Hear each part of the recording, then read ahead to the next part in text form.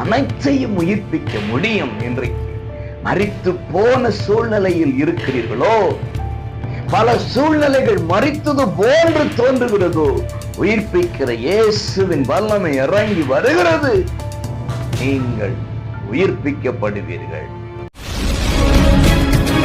பிரியமான கர்த்தருடைய பிள்ளைகளே, மனதார வாழ்த்துகிறேன்.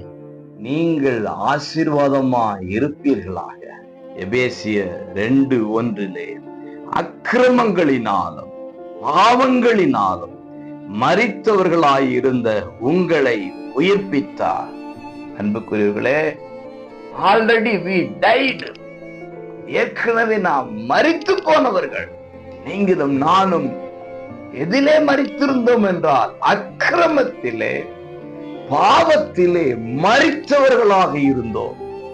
ஆனால் இயேசு நம்மை அதினின்று உயிர்ப்பித்தார்.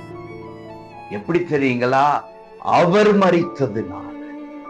நீங்களும் நானும் செய்த பாவத்துக்காக இயேசு மரித்ததினால இன்றைக்கு அவரை கொண்டிருக்கிற நாம், அவரை தெய்வமாய் கொண்டிருக்கிற நாம் பாவங்களிலிருந்து உயிர்ப்பிக்கப்பட்டிருக்கிறோம். அக்கிரமங்களிலிருந்து உயிர்ப்பிக்கப்பட்டிருக்கிறோம். கிரமமுள்ள வாழ்க்கை வாழ வேதத்தை கர்த்தர் கொடுத்திருக்கிறார். ஆகவே சாபம் உங்களுக்கு இல்லை.